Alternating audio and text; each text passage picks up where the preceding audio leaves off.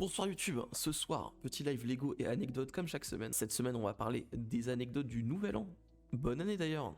Abonnez-vous. Abonnez-vous.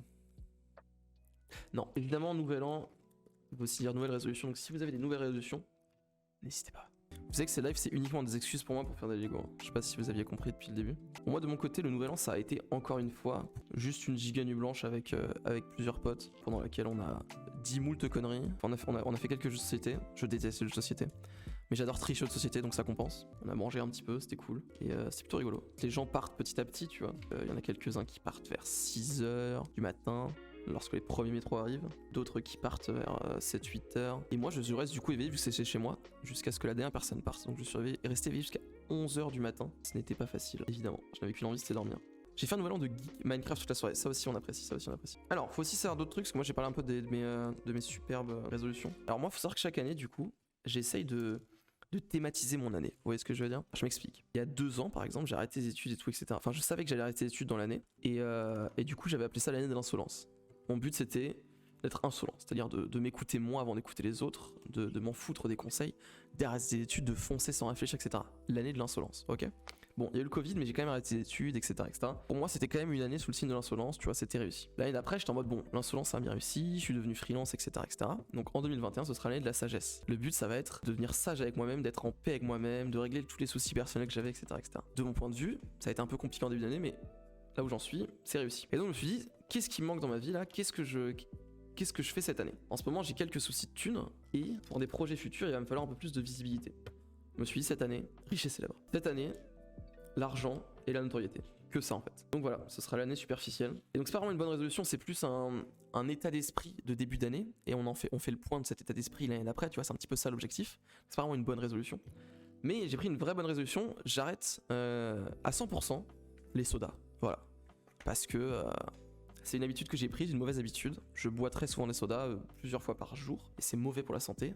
Et plusieurs fois dans ma vie, j'ai fait des mois sans soda, des mois où j'ai arrêté complètement. Vu que je ne bois pas d'alcool non plus, j'appelais ça les mois que de l'eau, K-E-D-E-L-O, voilà, les mois que de l'eau. Et bah cette année, ce sera une année que de l'eau. Ça va être dur, ça va être très dur, mais ça va le faire. Ça va le faire, ça va le faire. Trop stylé de faire des thèmes comme ça. Bah en fait voilà, plus que des thèmes, c'est vraiment juste en mode un état d'esprit, un peu un objectif à atteindre l'année, un mindset dans lequel se mettre. Et ensuite, plus que devoir le respecter à fond, tu dois surtout faire le point l'année d'après, ne serait-ce que pour te demander si t'en es au même stade, si tu veux toujours que ce soit ça ton objectif, etc., etc., et si ton objectif a été accompli. Faire ma vaisselle en temps en heure, pour l'instant j'y arrive. Ah, moi c'est déjà raté. Pour la résolution est de pas en prendre. En fait, il y a plein de gens qui me disent attendre le nouvel an pour prendre des bonnes résolutions, cringe. Et moi je suis pas d'accord avec ça en fait, parce que oui, je suis assez d'accord sur le fait qu'il faut savoir évoluer en permanence dans sa vie et pas attendre le nouvel an pour ça. Mais le nouvel an est une occasion de placer un checkpoint important dans ta vie, de te dire, bon voilà, qu'est-ce qui s'est passé avant, qu'est-ce qui se passe après. J'ai la chance d'être né en avril, c'est-à-dire, enfin ça fait 4 mois, mais bon, à peu près en milieu d'année on va dire.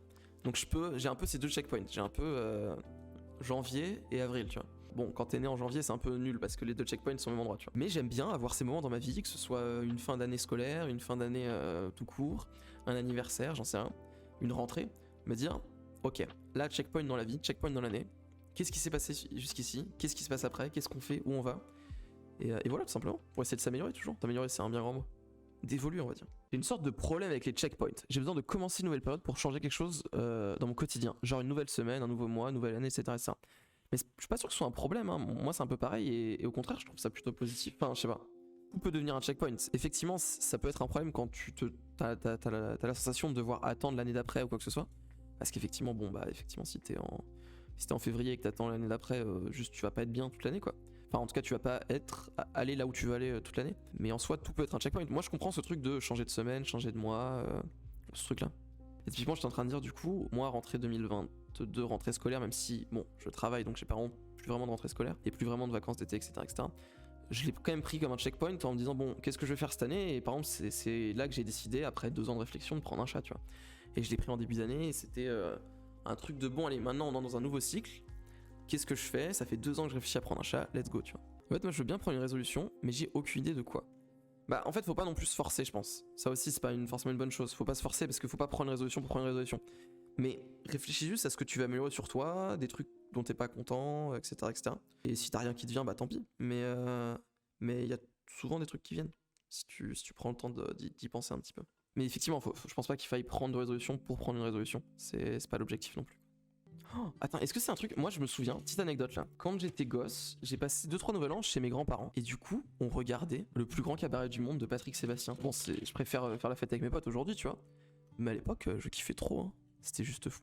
Pas de Seb le sang. Bah oui, non, mais c'était trop bien en vrai. Il y avait les adultes qui parlaient de leurs trucs et les gosses devant le cabaret. Et à minuit, on dansait avec Patoche, quoi. Mais c'est ça, hein, exactement. Non, en vrai, j'étais vraiment. J'étais en full kiff, quoi. Il y avait des spectacles de fou et tout. C'était trop bien.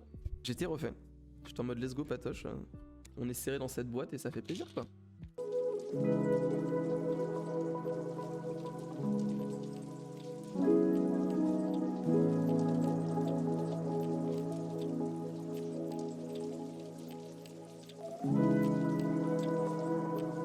Paf!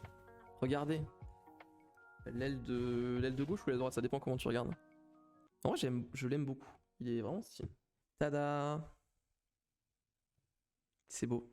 On voit l'avancement au fur et à mesure des semaines, c'est plutôt stylé. Oh, vous voyez la GoPro. Merci YouTube d'avoir regardé cette vidéo, j'espère que ça vous a plu. N'hésitez pas à mettre un j'aime, un petit commentaire et comme je le disais tout à l'heure, à partager, c'est hyper important. Rendez-vous sur Twitch, twitch.tv/autremain et d'ici là, portez-vous bien. A plus.